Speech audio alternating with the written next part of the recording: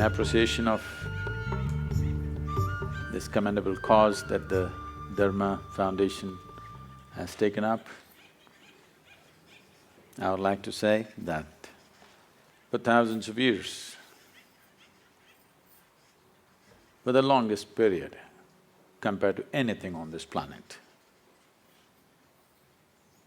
this wisdom, this dimension of knowing has lived on without any kind of true organization or a certain kind of leadership or any other kind of organized support. Out of sheer efficacy of what it is, it's just lived on. A time has come in the world where even truth has to be protected. When we talk about East, we are not talking about a particular geography. This must be clearly understood. We are not talking about East and West as geographical features in the world.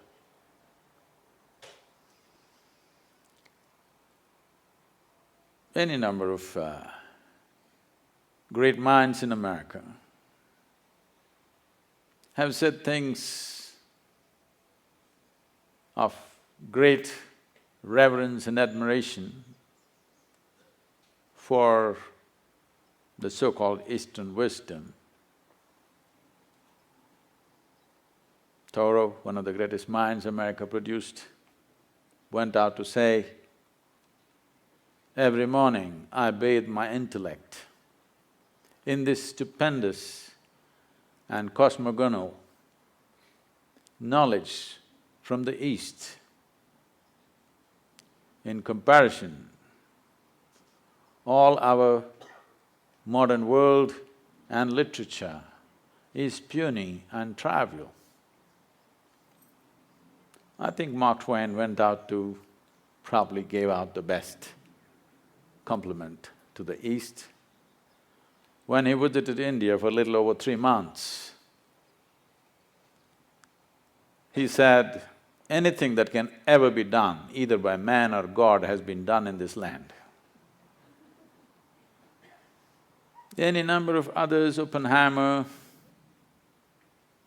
Walden, Emerson, any number of people have said many things. Why? Why is it important? Why is it important to preserve and nurture this dimension of life? The fundamental reason why it seems to be so significantly different is because it is not a product of human intellect. It is not deductions that we made out of our intellect. This dimension comes from a profound inner experience where there is no right and wrong, there is no up and down, just seeing things the way they are.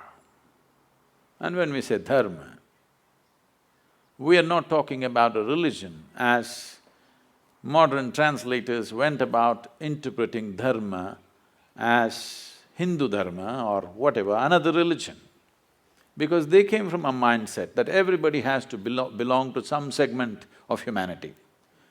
They come from a mindset where humanity has to be divided one way or the other, because they come from the surface intelligence of human nature, which we call as intellect.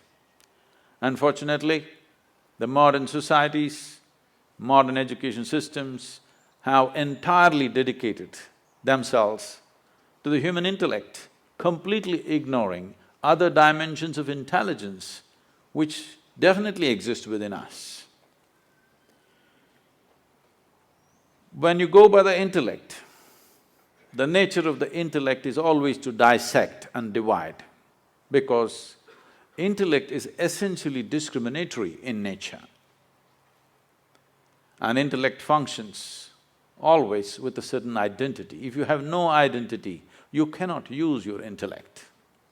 So with individual identities, either of race, religion, nationality, caste, creed, gender, when you apply your intellect, it'll split the world into many pieces. So the significance of what we are referring to as the spirit of Eastern wisdom is, it does not come from human intellect. It comes from a deeper dimension of intelligence within us. When I say a deeper dimension of intelligence, a simplistic way of looking at it would be, whatever you had for lunch today, if you had a piece of bread, over the afternoon, this bread is being transformed into a human being. You definitely cannot do that with your intellect. There's an intelligence here which is capable of making a banana into a human being. You definitely cannot do that with your intellect. A dimension of intelligence which is beyond thought process. Thought, or the product of intellect, is essentially always functioning from a limited amount of data that we have gathered. Now, what we call as Eastern wisdom is not coming from a limited amount of data that we have gathered either from the books or our life experience, but simply by enhancing our ability to perceive life in ways that the five sense organs cannot function. Why I'm talking about the five sense organs is, all the data that you have ever gathered, which rests in so many aspects within you, which is the food for the intellect, comes from the five sense organs. In the very nature of things, sense organs cannot perceive the entirety of anything. If you can see this part of my hand, you cannot see this part of my hand. This is the nature of sense perception. Even if you take a grain of sand, if you see one part of it, you cannot see the other face of it. Sense organs can only perceive in comparison. If there is no comparison, your senses are useless. Because there is darkness, you know what is light. Otherwise, you just would not know what is light. If light was on all the time and there was no darkness, you would not know what is light. Because there is silence, you know what is sound. If there was no silence, you would not have the idea of what is sound. So always in comparison, it is like, let's say you're 6 feet tall. Now, you walk like a tall man, you think like a tall man, you feel like a tall man, you are a tall man. You went to another society where everybody is 8 feet tall. Suddenly you walk like a short man, think like a short man, feel like a short man, and you are a short man. So what you perceive in comparison is a distortion of reality. It is not reality as it is. So whatever we perceive in comparison is useful for our survival process. But if we want to know the nature of this existence, sense organs are not sufficient instruments. What is light for you is darkness for many other creatures. You ever got into an argument with an owl? If you did, which is light, which is darkness, where would it go? It would be endless argument. Who is right, you or the owl? Oh, if you're saying both, either you belong to the diplomatic corps or you have a successful marriage.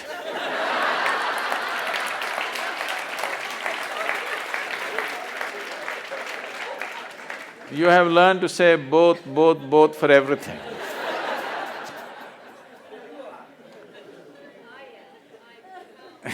You're right. Well, that is the basis of all the problems on the planet. I'm right and you're wrong. The fact of the matter is, you're perceiving it as it is necessary for your survival. The owl is perceiving it as it is necessary for his survival. If survival is all you're seeking, your five sense organs and intellect are sufficient instruments. But if you want to know the nature of the existence, if you want to know the fundamental laws or dharma which governs life, the way it happens within us and around us, then you need an inner perception or another dimension of intelligence within you. Otherwise, you will only cut the world into pieces.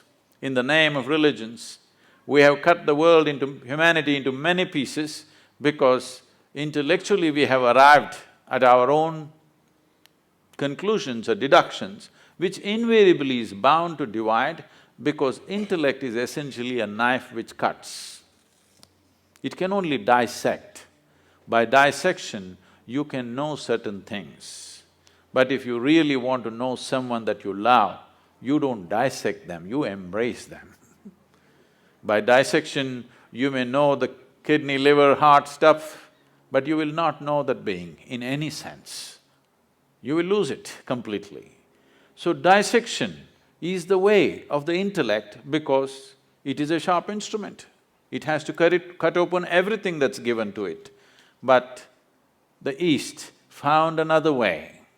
Out of profoundness of experience, you can know life. By turning inward, you can know life. When I say turning inward, you must understand that essentially the five sense organs are always outward. You can see what's around you, but you cannot roll your eyeballs inward and scan yourself. You can hear this, but so much activity in this body, you cannot hear this. If an ant crawls upon this hand, you can feel it. So much blood flowing, you cannot feel it. Because in the very nature of things, sense organs are outward bound. The moment you dedicate yourself to your intellect, you also get enslaved to the limitations of your five senses. It is in this context, the wisdom of the East is of tremendous significance to the world because it has transcended this slavery to sense perception and learned to perceive life in a completely different way. What is this completely different way? In English language, if you say mind, it is just one word, it is supposed to say everything. In the yogic culture, there are 16 parts to the mind, 16 dimensions of human mind. Now if I go into 16, it would take too much time, so let me compress it into 4. The 4 aspects of the mind are called buddhi, ahankara, manas and chitta. Buddhi means the intellect. Today, modern world is largely run by the intellect. So with this, we can do many things on the outside. We can go on enhancing the comforts and conveniences of life. We've done very well in terms of comforts and conveniences. Never before, never ever before, another generation of humanity ever knew the kind of comforts and conveniences that we have today, but at the same time, we are whining like never before. Because as the comforts and convenience increase on the outside, as there is less to complain about what is happening around you, the emptiness of within echoes within you in a horrible way. When you're fighting for survival, when every day you are struggling to fix small things on the outside, you will not realize this. When outside is well settled, that is when you'll see how hollow life has become. The biggest question in the world, you will see in the next few decades is, what the hell are we doing here anyway? Because everything that needs to be fixed on the outside is done, now what? 7.2 billion people on the planet. But right now, gradually it's looming large. Loneliness is one of the biggest problems dogs are being tortured to fulfill human loneliness.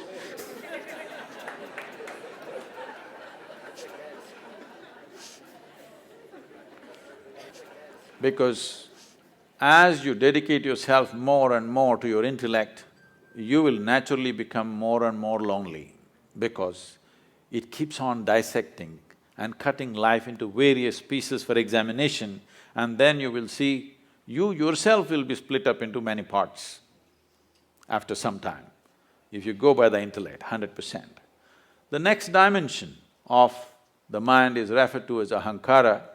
Normally people think it means ego. No, it means identity. You're identified with something. The moment you're identified with something, your intellect will work only to protect that identity, no matter what, whichever way you think.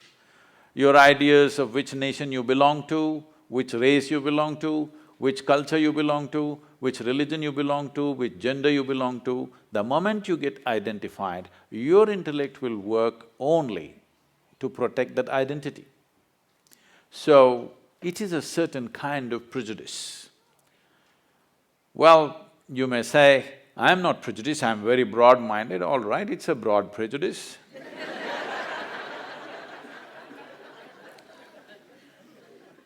Because people are willing to live and die for what they're identified with.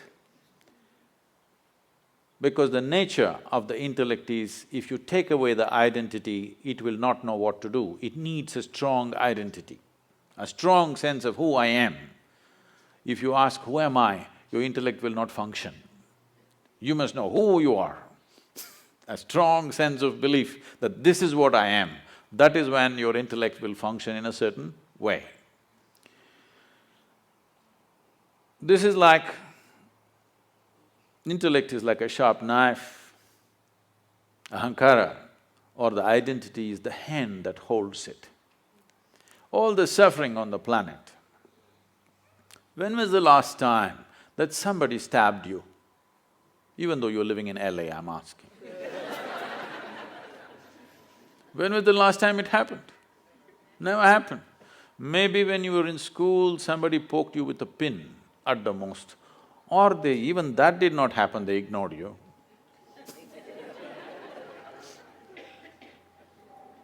Or what I'm saying is, how much suffering for a human being is actually coming from outside? Almost nothing. Rest is all self-help. Because this is a sharp knife given to you, unsteady hand, every day it's cutting itself. You know, we were trekking in Nepal and Tibet region, and I was in a tent. Someone was cutting an apple, and someone else, another person says, "This is a very sharp knife, be careful." It irritates me because such an obvious thing, you call it a knife only because it's sharp. If the damn thing is not sharp, why will I call it a knife? And if it's a child, yes. A full-grown man, you don't tell him it's a sharp knife. I ignored it and I was working on something. Another 2 minutes, again it is said, "It's a very sharp knife, be careful." I said, "Come on, leave him alone."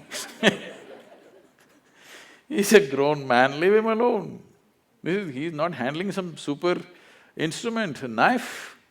He should know how to handle a knife. "No, no, Sadhguru, it's a very sharp knife." All right, I get back to my work. 2 minutes later, he cuts his hand. Okay. Now, the problem is just this.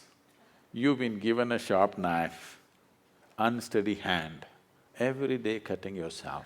You may call it stress, you may call it anxiety, you may call it fear, you may call it misery, you call it what you want. All that's happening is, your intellect is working against you. That's all it is. Unless somebody is stabbing you from outside, that's a different issue. We need to deal with that differently. Rest is all your own intelligence turning against you. You may call it 1,000 no, my mother-in-law, my boss, my neighbor, they're not stabbing you, they're only saying what they want to say. It is you who's poking yourself because an unsteady hand, that's all. But this intellect cannot function without a memory bank. So what is called as manas is a silo of memory. There are 8 dimensions of memory. Let's not go into the detail, but you know this much. There is a conscious memory. Today they're recognizing a subconscious memory. You know there is genetic memory. You may not remember how your great-great-great-grandfather looked like, but his nose is sitting on your face. 1,000,000 years ago, how your forefathers were, even today, your body remembers. You may not remember here, but your body remembers every aspect of it. Even the color of the skin it is remembering, not forgotten. So there is genetic memory, there is evolutionary memory. Like this, there's a profound dimension of memory in the body. There are 1,000,000,000,000 times more memory in your body than in your mind. So this is why this is called as manomaya kosha. This is an entire manas, not in one place. Intellect may be up here, but the manas spreads right through the system. Every cell in the body has a memory of its own, has an intelligence of its own. Now the 4th dimension of intelligence is called chitta. This is a dimension of intelligence which is unsullied by memory. If you touch this dimension, then the memory has no influence on you. Your genetic memory, your evolutionary memory, your conscious memories, unconscious memory, subconscious memory, whatever kinds of memories you have, it has no influence on you. Or in other words, past cannot recycle itself through you. See, right now, you take on this form because of a certain memory, it's a certain software. If you eat, let's say you're a man and you eat a piece of bread, this piece of bread turns into a man. You're a woman and you eat a piece of bread, the same piece of bread turns into a woman. You give it to your dog, it turns into your dog. Very intelligent bread. It is just the memory that you carry. Here there is a memory which transforms everything the way it is. So, this dimension of intelligence, which is called as chitta, which is untouched by any kind of memory, just pure intelligence, is of significance because it's beyond. It is beyond your species, it is beyond your form, it's beyond your gender, it's beyond your culture, it's beyond every kind of influence, which is essentially memory within you. Maybe unconscious, but it is memory playing out in so many ways. As long as memory is playing out, what it means is, in India we say you're in a state of samsara. Samsara means a lot of people today understand as family. Samsara doesn't mean family, samsara means a cyclical life. You are in cycles of life. If you're in cycles or if you're going in circles, what does it mean? That means you're not getting anywhere. That's what it means. A cycle is nice, it gives you good exercise. This is like running on a treadmill. If you're seeking exercise, it's good. But if you want to go somewhere, it's no good. If you put your treadmill out here and keep running on it, morning becomes evening, fall becomes winter, winter becomes summer, everything will happen. Seasons will change, scenery will change, everything will happen. Only thing is you don't go anywhere. This is what samsara means. As long as you're functioning within the first 3 dimensions of intelligence, you are in a cyclical mode. It is all right to exercise yourself, but it's not good to go somewhere. So if you want to transcend the samsara nature of who you are or the cyclical nature of your existence, then you touch the dimension of intelligence which is referred to as chitta. Why the so-called Eastern wisdom is of great significance, why the dharma of the East is so significant and important is because this comes from chitta. This does not come from buddhi, this does not come from manas, this does not come from ahankara, this comes from chitta. And only that which does not come from your individual identity or individual memory, that can be truly universal. So for this we said, this is Sanatan Dharma. This does not mean Hindu religion. This is a very wrong conception. Sanatan Dharma means the ultimate law of nature. When we say nature, there is physical nature and there is an inner nature.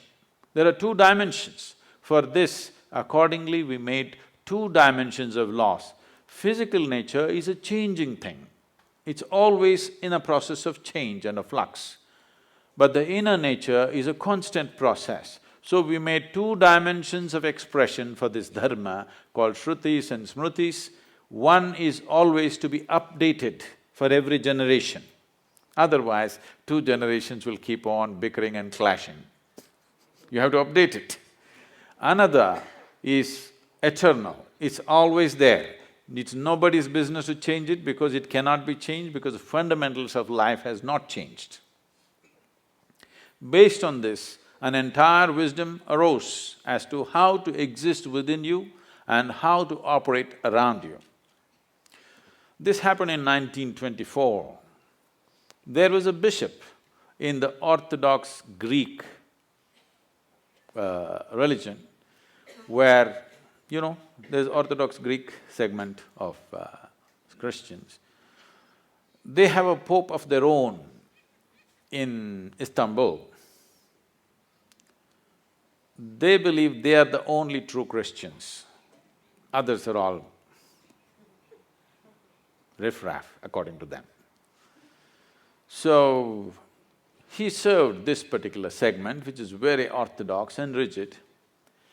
Being in Istanbul, being on the Silk Route, all kinds of stories of Indian mysticism kept wafting across the Bosphorus. So, he has a longing to go to India and see a real yogi or a mystic. But being a man of cloth, he could not choose where to go and where not to go. After he passed 60 years of age, when he semi-retired, he got an opportunity and went to India and came to southern India. So his desire is to meet a real yogi, not a book yogi, not a studio yogi, but a real one. So somebody directed him and said, go up this hill, there in this kind of place, there will be one yogi. So he went up. Well, he's not made for the mountains, he went huffing and puffing up, and then he found in front of a small cave, a yogi was sitting, eyes closed, totally blissed out. He went there and he has been told that if you see a Indian yogi, you must prostrate. Well, he was not made for that, but he somehow managed, huffed and puffed and sat down. Hearing this commotion, the yogi opened his eyes and smiled. Immediately the bishop looked at him and said, can I ask you a question? The yogi said, by all means. The bishop asked, what is life? This is after 60. You should have asked this question when you were 8, at least when you're 16. 60, but what to do, better late than never. He asked. Then yogi laughed and went into raptures. Oh, life is like the fragrance of jasmine upon gentle spring breeze.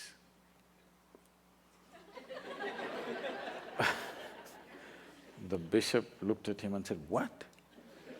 Life is like fragrance of jasmine upon gentle spring breeze? Our teacher told us, life is like a thorn.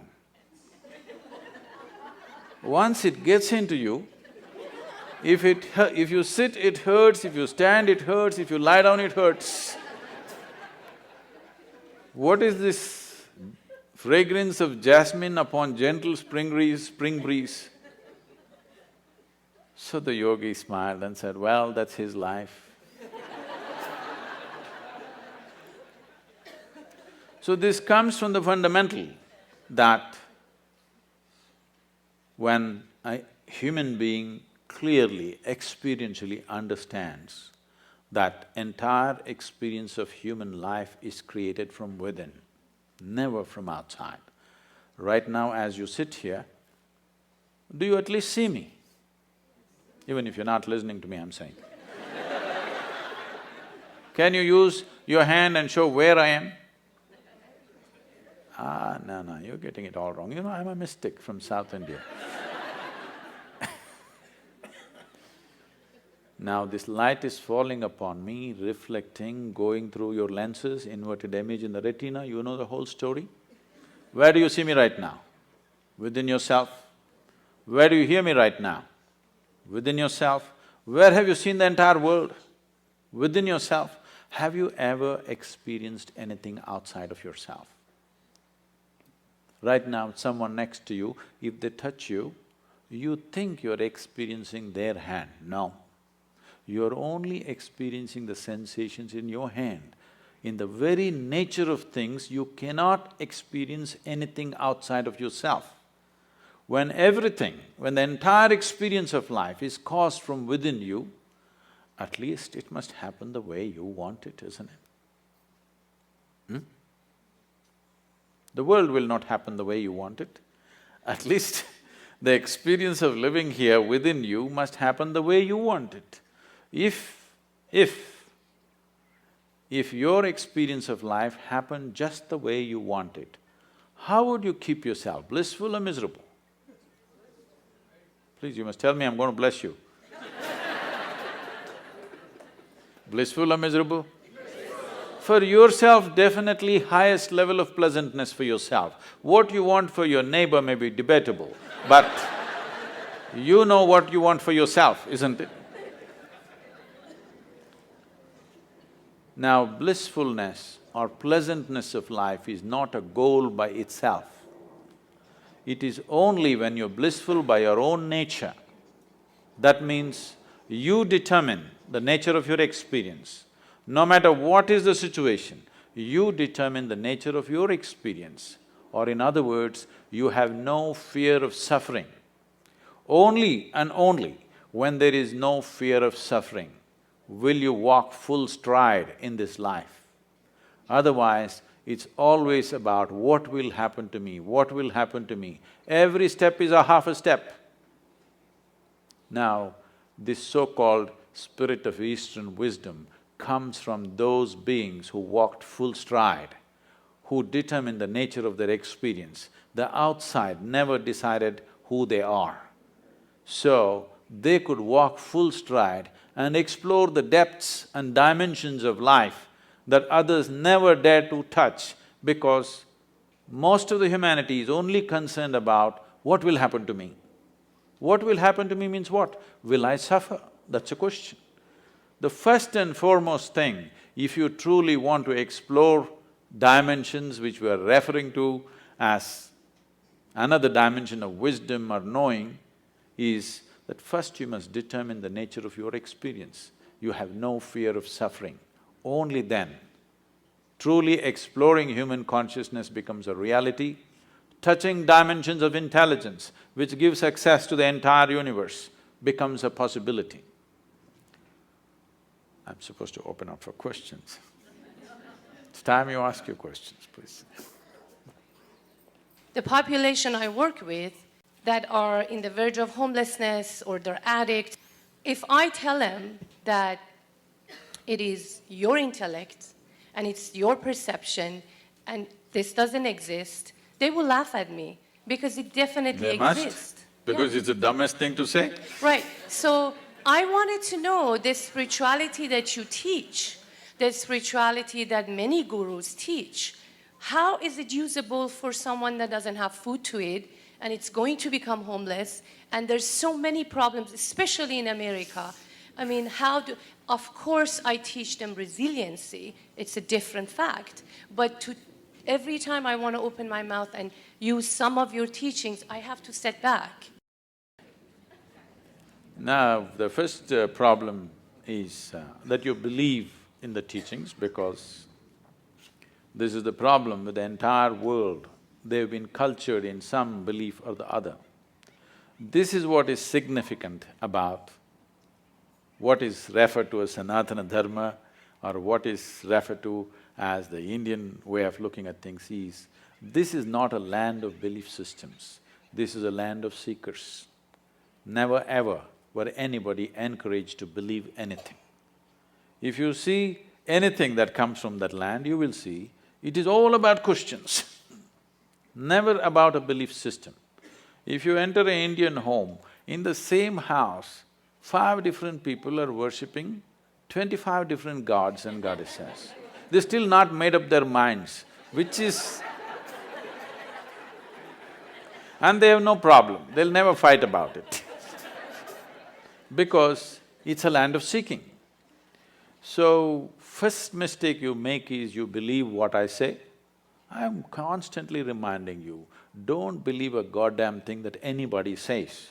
But don't be foolish enough to disbelieve it either. All you have to do is experiment with it. Does it work or doesn't work? If it works, you keep it, otherwise rubbish it, what's the problem?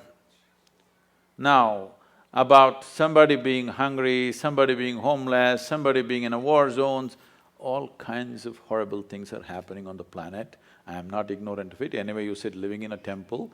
I am not living in a temple. I am more of the world than you are. Every day, I want you to understand, I am running a volunteer organization with over 4,000 full-time volunteers and over 3 million part-time volunteers doing variety of work, huge projects, over a dozen businesses and the spiritual movement, okay? Now, I want you to understand, more things are going wrong with my life on a daily basis than anybody's life. Now, when a man is hungry, if you try to tell him, your intellect is the source of your problem, it's obscene. It's obscene, it's nothing short of that. I never spoke to hungry people and said, your intellect is the source of the problem. I'm talking to people who are bulging in so many ways. In their head and in their body, they're bulging. I'm only talking to that segment of the population. Those who are not fed well, I'm doing social projects with them with nourishment, education, health, all for free. Will I ever go and talk to a starved man in an Indian village and tell him, your intellect is the basis of all your problems? What makes you think that I'm that stupid? Do I look like that? So you also don't do that. This is for you. You need to understand this. There are a million problems on the planet. All these million problems are essentially because those who are reasonably well have never cared to reach out and do what needs to be done in the world. In many ways, they're making sure those people don't get it. Yes. In the year 2012, we have produced enough food for 18.2 billion people. We had only 6.6 billion people in that year. But still, 50% of the population is malnourished and hardly eaten anything. This is not because there is no food, because this is because you and me have not cared, isn't it? So, is it true? Is it true nobody stabbed you in the last 25 years? Yes. But is it also true you're suffering various things of tension, stress, anxiety, this, that? Is it a product of your mind or somebody else poking you from outside? It is your reaction to the existential situation outside. Instead of doing what is needed, what you see is when you see something wrong happening or when you see some suffering or something comes your way, you decide to poke yourself. This is about incapacitating yourself. Instead of seeing when there is a problem, you need empowerment, not incapacitating yourself, isn't it? I'm talking about empowering you so that your damn intelligence functions for you, not against you. The moment your intelligence is working against you, no God in the universe is going to help you and can help you. Yes, if your intelligence is turned against you, you are a finished case.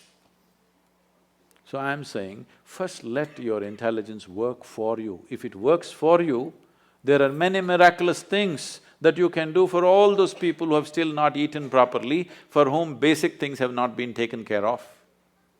That's our business, because somehow we've landed in a place where you and me are at least eating well. Once we are in such a privilege, we must use our intelligence to see what is the best thing we can do in the world, not sit here and twist yourself out. I'm saying don't twist yourself out. If you are joyful, naturally you will do the best things you can do. If I meet you when you're very happy, will you be nice to me? No. I don't believe that.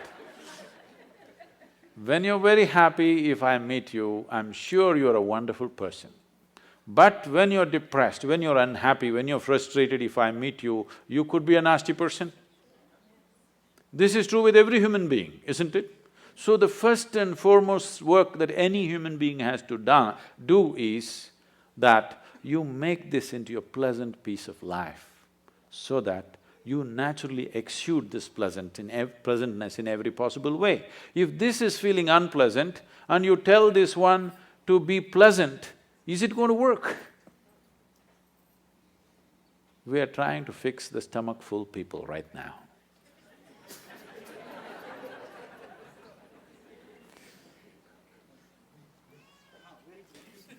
It's a popular question.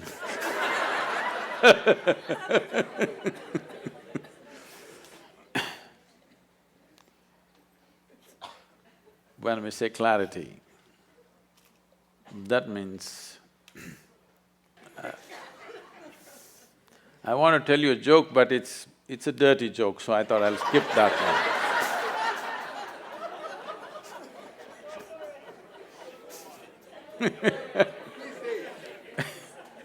No, I'll come with something milder, you know.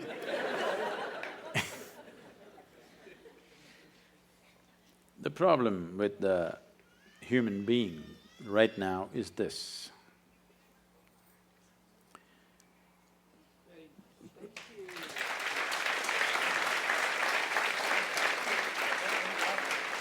I actually have a question on chitta. How can you tap into chitta, which is what you said, memory with no effect and the ability to break through cycles? Right here you want to do that?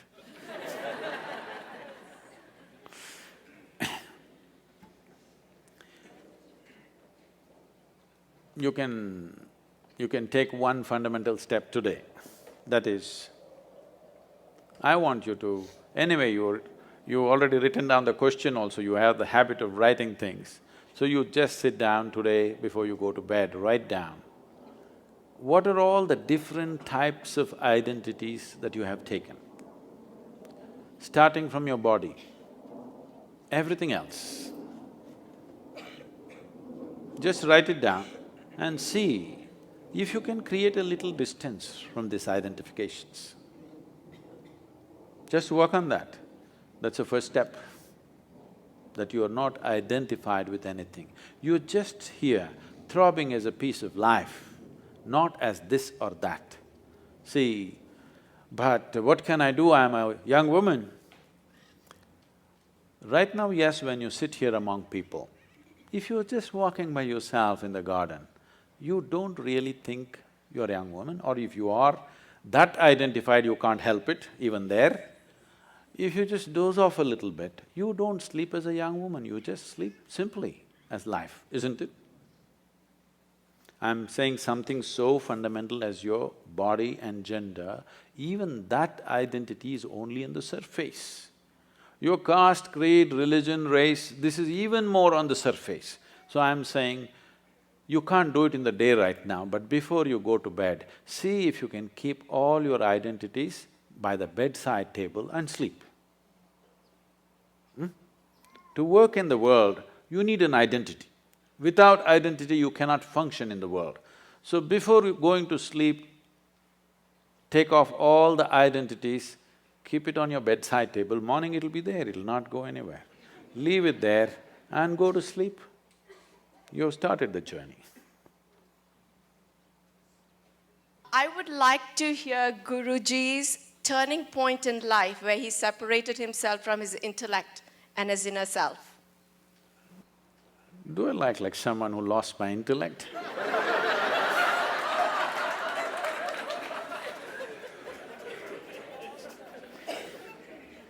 I didn't think that I was coming out so dumb.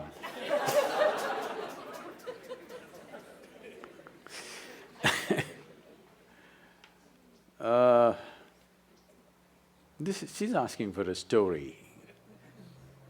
You want a story? Okay. One must understand it's a process that you set forth.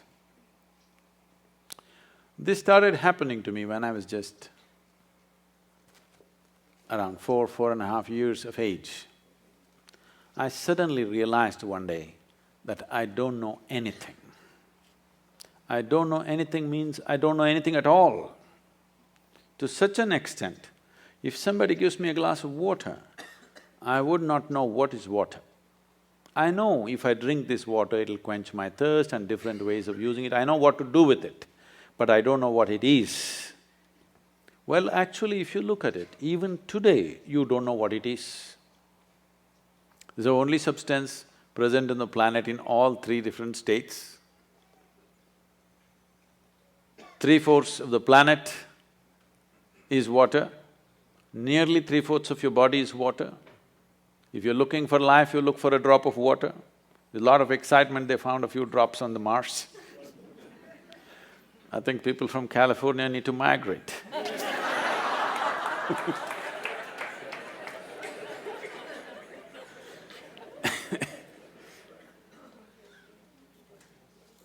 So, I'm just staring at this glass of water for hours on end. If I found a dry leaf, I'm just looking at the leaf for 5-6 hours at a stretch. If I sit up in my bed, staring at the darkness, the entire night I'm sitting like this staring. My dear father, being a physician, started thinking I need psychiatric evaluation. This boy is simply staring at something or the other, unblinking he's staring, he's lost it. My problem is, I look at this one, I still do not know this one. There is no way I'm able to shift my attention to another one. So it just held my attention, I couldn't shift. In this condition, they sent me to school. And my mother said, pay attention to the teachers. I went and paid attention to the teachers. The kind of attention that they have never received in their life.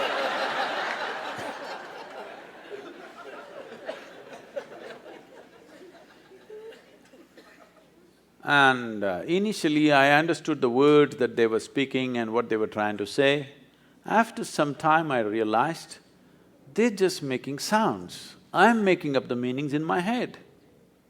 Even now, as I speak, I'm only making sounds, you're making up the meanings, isn't it?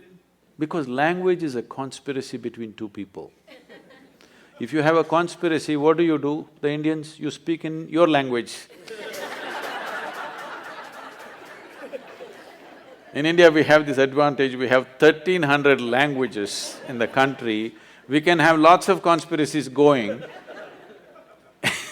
because we'll speak in our own language. Actually, I'm only making sounds, isn't it? You're making up the meanings. So when I realized I'm the one who's making up all the meanings, I stopped making the meanings, then I just heard the sounds with full attention. See, this is the problem with most people. The moment they don't understand, they think they need not pay attention. What you do not understand needs more attention than what you understand, isn't it? So as I watched teacher after teacher coming in and making noises and noises and noises and going. It became very amusing to me and a huge smile spread on my face. They were not at all amused. My schooling went like this, very consistent. Because I remember this so well. I don't know if you still have this. You still have those monthly tests and report cards that your parents have to sign and your children have to get it to you, stuff like that? So, monthly report cards come. I see in the schools, some children are strutting around because they are first or second, some are sitting and crying because they're afraid to go home with their marks card. Never once in my entire school life did I ever open and see. The teachers gave me the card, I took it and gave it to my father. I thought this is a transaction between the two of them. I had nothing to do with this. Because I was very consistent, I always got 6 zeros. Because I always gave an empty paper. If they insisted, I put my name on it. Otherwise, I gave an empty paper, as a rule. When the final exam came, I wrote something and went to the next class. Otherwise, all my tests I got 0, 0, 0, 0. Because million things, I have a billion questions in my mind about everything. There is nobody around who's capable of answering these questions, but they're trying to stuff something else into you, which I'm not interested in. So, school went like this. This is about 8 years ago. This school where I studied nearly 45 years ago, they came to invite me for their 125th anniversary of the school. So the trustees, the third generation of trustees came to invite me. They said, "You must come." I said, "See, I was not just a not good student. I was not even a student, why me, You call the brilliant students of your school, why me?"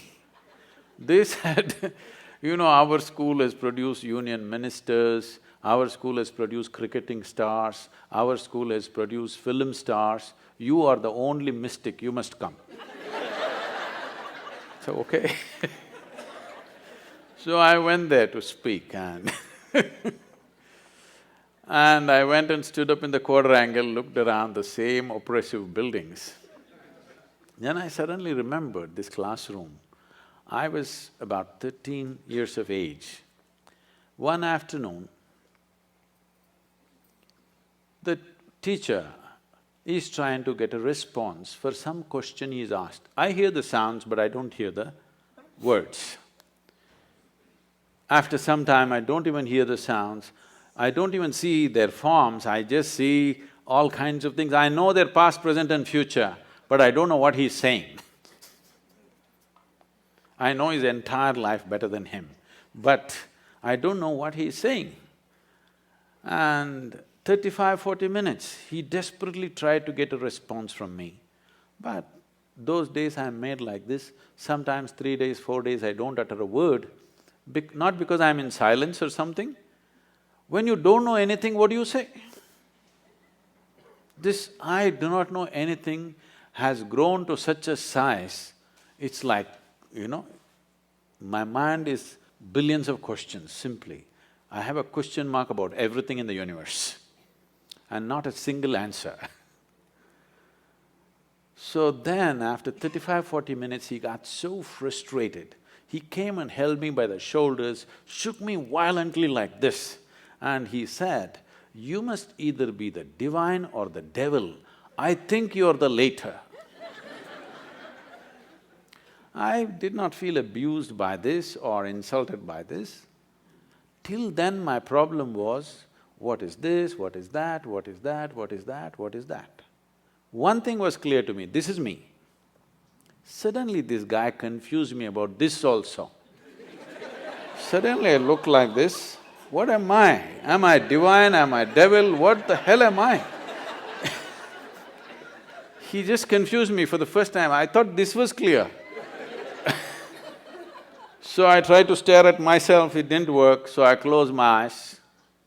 Initially minutes to hours it went on. One day I closed my eyes and sat. I thought I sat there for 25–30 minutes. When I opened my eyes, there's a huge crowd around me.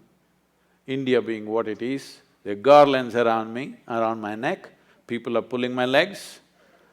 They want to know, well, somebody wants to know about his business, somebody wants to know when his daughters will get married.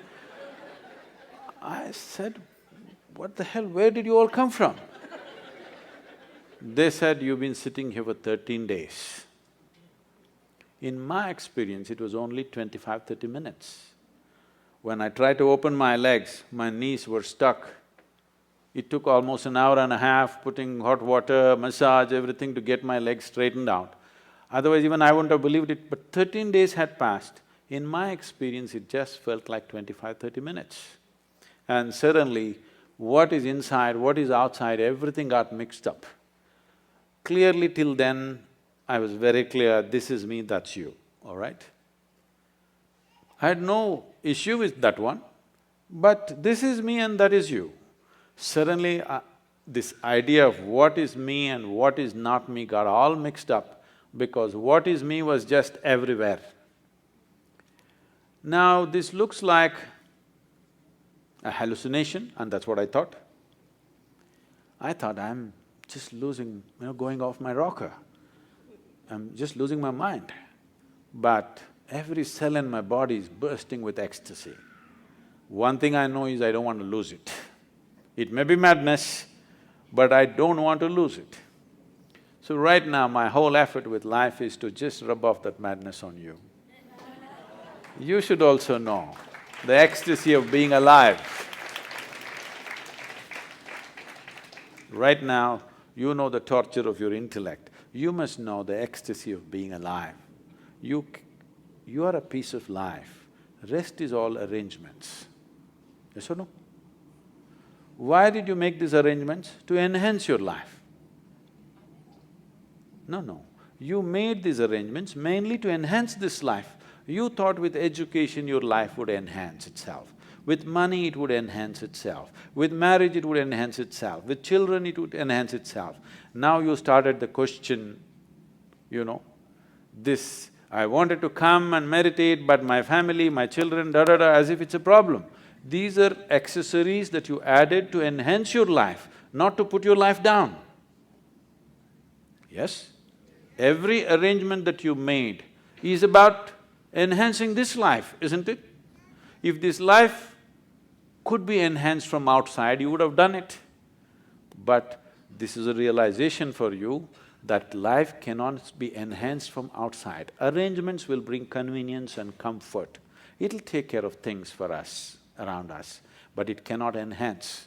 If you want to enhance this life, you have to turn inward. If you really care for people who are with you, your family, your children, the foremost thing that you need to do is, you have to enhance this. Because what is the damn best thing that you can do to people around you? That you are a wonderful human being. There's nothing better you can do to them. If you had a choice, either to live or work with joyful and blissful human beings, or work and live with miserable human beings, what is your choice? Blissful. I want you to please remember, everybody else is looking forward to the same thing.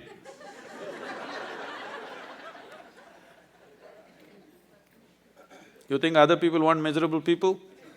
No, please just give them that much, that you're a joyful human being. Thank you very much.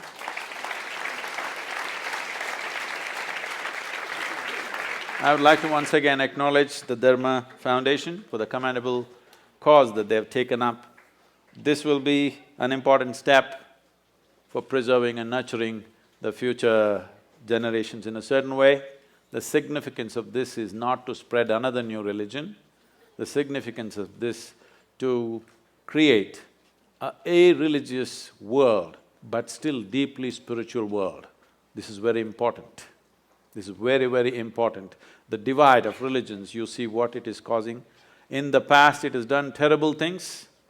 Still samples of that happening in many parts of the world. What the religious divide can do.